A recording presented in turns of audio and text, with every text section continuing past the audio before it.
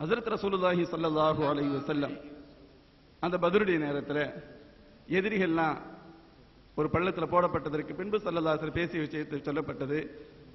அப்பொழுது உமர் தான் கேட்கிறார்கள், யா ரசூலல்லாஹ், இந்த செத்த பிண்டங்களோடு பேசுகின்றீர்களே என்று கேட்ட பொழுது ஸல்லல்லாஹு அலைஹி வஸல்லம் என்ன சொன்னாங்க? நல்லா கவனிங்க இந்த வார்த்தையை. மா அன்தும் பி அஸ்மா மின் ஹாவுலாய், இவர்களை விட நீங்கள் தெளிவாக கேட்பதில்லை. இதற்கு இதுதான் சரியான பொருள். அப்படியான என்ன அர்த்தம்? உங்களை விட அவர்கள் மிக தெளிவாக கேட்கின்றார்கள். புகாரி ஷரீஃபுடைய ஹதீஸ். சரி, வலாக்கில் லா யுஜீபூன், ஒரு சகோதரர் பேசுகின்ற பொழுது இதை மிக வலியுறுத்தி சொன்னார்கள்.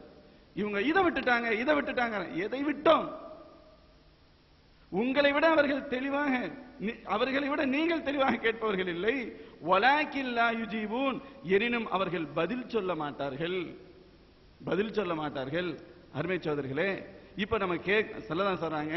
இப்ப நம்ம கேட்கிறோம், இந்த கேள்விக்கு பதில் சொல்லவா முடியும்? அவர்களால் எந்த நிலையில் இருக்கின்றார்கள்? இதுக்கு அவங்க அர்த்தம் வலாக்கில்லா யுஜீபுன் என்பதுக்கு என்ன தெரியுமா? சொல்லாம சொல்றாங்க. நம்ம எல்லாம் நினைச்சுக்கிறோம் இதுக்கு அப்படித்தான் அர்த்தம் சொல்லிட்டு, அவர்களால் பதில் சொல்வதற்கு சக்தி பெற மாட்டார்கள் என்ற கருத்தில் சொன்னார்கள். பதில் சொல்ல இயலாது. பதில் சொல்ல இயலாது என்பதற்கு என்ன இங்க வாசகம் இருக்கின்றது சொல்லுங்கள். வலாக்கில்லா யஸ்ததியூன யுஜீபு இப்படி இருக்கின்றதா? வலாக்கில்லா யுஜீபுன், அவர்கள் பதில் சொல்ல மாட்டார்கள், அவ்வளவுதான் இருக்கின்றது. முந்திய பகுதி கேட்கின்றார்கள் என்பதற்கு தெளிவான ஆதாரமாக அமைகின்றது. இரண்டாவது பகுதி பதில் சொல்ல மாட்டார்கள் என்று வருகின்றது. இதை நீங்கள் எப்படி முடிச்சு போட்டு கேட்காது என்பதற்கோ பதில் சொல்ல இயலாது என்பதற்கு ஆதாரமாக கொண்டு வந்தீர்கள் என்பதை விளக்க வேண்டும். ஹஜ்ரத் ரசூலுல்லாஹி ஸல்லல்லாஹு அலைஹி வஸல்லம் சொல்லப்பட்டது ரொம்ப கவலைக்குரிய விஷயம். அவங்களுக்கு என்ன தெரியும்? நம்மளை போல ஒண்ணுதாங்கிற மாதிரி கொண்டு வந்துடுறாங்க. எது தெரியும்? ஹயாத்துடைய காலத்திலேயே எத்தனையோ விஷயங்கள் தெரியல வைக்கலன்னு சொல்றாங்க. மௌத்துக்கு பின்னாடியே தெரியும். ஹயாத்திலேயே தெரியல, மௌத்துக்கு பின்னாடி எங்கே தெரியும்? அருமை சகோதரர்களே, ஹஜ்ரத் ரசூலுல்லாஹி ஸல்லல்லாஹு அலைஹி வஸல்லம் சொன்னார்கள், மாமின் முஸ்லிமின் யுஸல்லிமு அலை இல்லா ரத்தல்லாஹு அலைஹி ரூஹி. எந்த ஒரு முஸ்லிம் எனக்கு சலாம் கூறுகின்றாரோ அவருடைய சலாம் எனக்கு எத்தி வைக்கப்படுகின்றது. எனக்கு அல்லாஹ் ரூஹை திரும்ப தருகின்றான். எனக்கு அந்த தகவல் கிடைக்கின்றது, நான் பதில் சொல்கின்றேன் என்று ஸல்லல்லாஹு அலைஹி வஸல்லம் குறிப்பிடுகின்றார்கள். நீங்கள் கூட்டி கழித்து பாருங்கள். ஹஜ்ரத் ரசூலுல்லாஹி ஸல்லல்லாஹு அலைஹி வஸல்லம் மன்னவர்கள் மீது சலாமும் ஸலவாத்தும் சொல்லப்படாத நேரங்கள் இருக்குமா என்பதை சிந்தித்து பாருங்கள். இஸ்லாத்தினுடைய உயர்ந்த அந்தஸ்து கூறப்படுகின்ற பொழுது பாங்கின் மூலமும் மற்ற தொழுகையின் மூலமும் ஸல்லல்லாஹு அலைஹி வஸல்லம் பெயர் 24 மணி நேரமும் மொழியப்படுகின்றது என்பதை நாம் எல்லோரும் சொல்லி வருகின்றோம். அப்படி மொழியப்படுகின்ற பொழுது சலாத்து சொல்லப்படுகின்றது, பெருமானாருக்கு சலாம் கூறப்படுகின்றது. அந்த சலாமுக்கு ஸல்லல்லாஹு அலைஹி வஸல்லம் பதில் சொல்வதாக சொல்கின்றார்கள். நீங்கள் எங்கே தெரிய போகின்றது என சொல்கின்றீர்களே, நீங்கள் தான் இதற்கு விளக்கம் சொல்ல வேண்டும். நாம கேட்டோம், இதன் சரஃபு, அவர்கள் திரும்பி போகும்போது மட்டும் என்ன அர்த்தம் சொன்னாங்க. நாம கேட்டோம், மட்டும்னு எங்க இருக்கேன்? அதுக்கு பதில் என்ன தெரியுமா? நீங்க விரும்புற மாதிரி எல்லாம் பார்க்க முடியாது. அவங்க சொன்ன அர்த்தம் மட்டும்.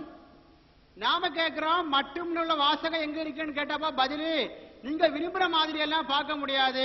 அப்ப என்ன அர்த்தம்னா, நாங்க விரும்புற மாதிரி எல்லாம் அர்த்தம் வைப்போம், ஆனா யாரும் கேட்க கூடாது.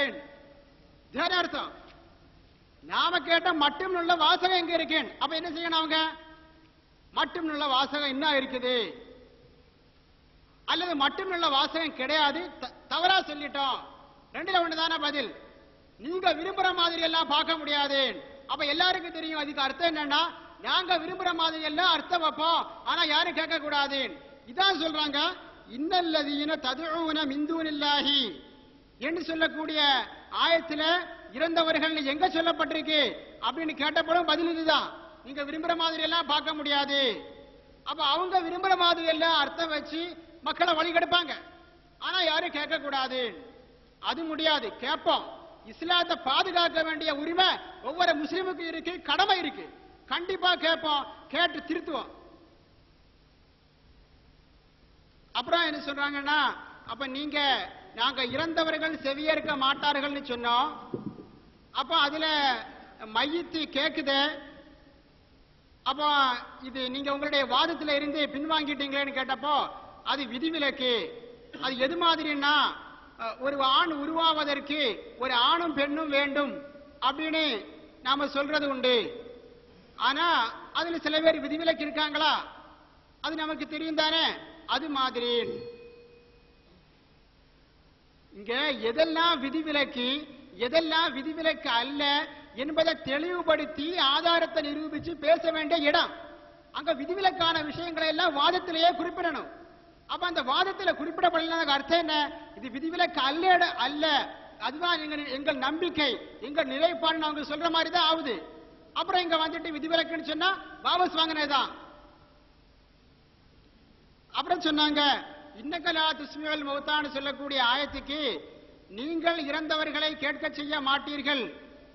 அப்ப ஸல்லல்லாஹு அலைஹி வஸல்லம் அவங்களே கேட்க செய்ய முடியாது, உங்களால முடியுமான்னு கேட்கிறாங்க. அப்ப நாம சொன்ன அர்த்தத்தை அவங்க ஏற்றுக்கொள்றாங்க. நாம என்ன சொல்றோம்னா ஸல்லல்லாஹு அலைஹி வஸல்லம் அவங்களால முடியாது, எங்களால முடியாது. ஆனால் ஸல்லல்லாஹு அலைஹி வஸல்லம் அவர்கள் பேசும்போது, நாங்கள் பேசும்போது அல்லாஹு தஆலா கேட்க செய்வான். உண்மையான தௌஹீதின் சொந்தக்காரர்கள். அஸ்ஸலாமு அலைக்கும் வரஹ்மத்துல்லாஹி தஆலா வபரகாத்துஹு. தொண்டை சரியா இருக்கா? பேசுறீங்களா?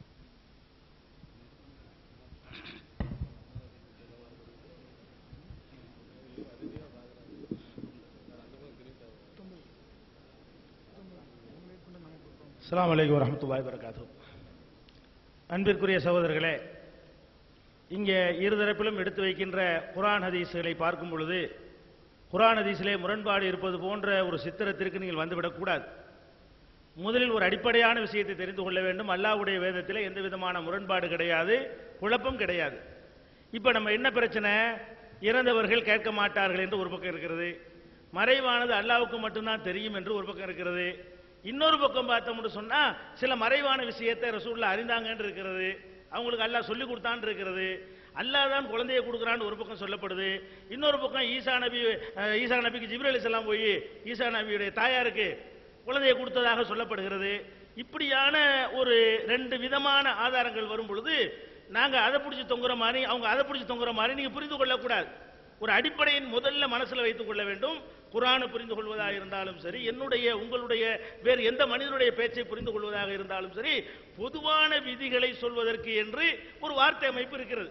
தனித்தனி நபர்களை பற்றி சொல்வதற்குரிய வார்த்தை அமைப்புகளும் இருக்கிறது. பொதுவாக மனிதன் இப்படி இருக்கிறான் என்று சொன்னால் எல்லா மனிதனும் இருக்கிறான் அர்த்தம். பொதுவாக ஆண்கள் இப்படி இருக்கிறார்கள் என்று சொன்னால் எல்லா ஆண்களும் இருக்கிறார்கள் அர்த்தம். பொதுவா பொம்பளை எல்லாம் இப்படி இருக்கிறான்னு சொன்னா எல்லா பொம்பளையும் இப்படி இருக்கிறான்னு அர்த்தம். ஒரு குறிப்பிட்ட பொம்பளையை வச்சு, ஒரு குறிப்பிட்ட ஆம்பளையை வச்சு, ஒரு குறிப்பிட்ட மனுஷனை பத்தி இவருக்கு இதை கொடுத்தோம் அப்படின்னு சொன்னா அவருக்கு கொடுத்தோம்னு தான் அர்த்தம். இது நீங்க பேசினாலும் அதான் அர்த்தம், நான் பேசினாலும் அதான் அர்த்தம், உலக வாழ்க்கையில யார் பேசினாலும் அதான் அர்த்தம். இப்ப மரியம் அலைஹிஸ்ஸலாத்துக்கு ஒரு குழந்தையை கொடுக்க நினைத்த இறைவன் ஜிப்ரீலை அனுப்பி ஊத சொன்னா நம்ம கொடுத்தோம்னு வருது.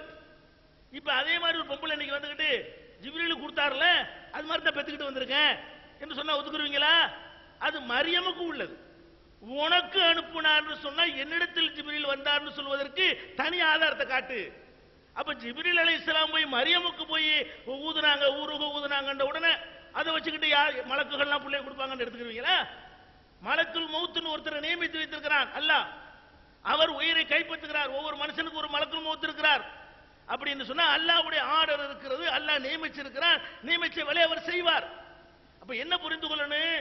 ஒரு மனிதனை பற்றி பேசுகிற விஷயங்கள் பொதுவான விதியாக உலகத்தில் எந்த நாட்டிலும் எந்த கோர்ட்டிலும் எந்த விவாத மேடையிலும் பகுத்தறிவு உள்ளவர்களுடைய எந்த வாதத்திலும் கிடையவே கிடையாது. தனி நபரை பற்றி சொல்லக்கூடிய விஷயங்கள் அந்த நபருக்கு அது கொடுக்கப்பட்டதுன்னு விளங்கிடணும். ஒரு தனி நபருக்கு ஒரு விஷயத்தை கொடுப்பதாக சொன்னால் இதை கொடுத்துட்டான்ல, அதனால அதையும் கொடுத்துட்டான்னு சொல்ல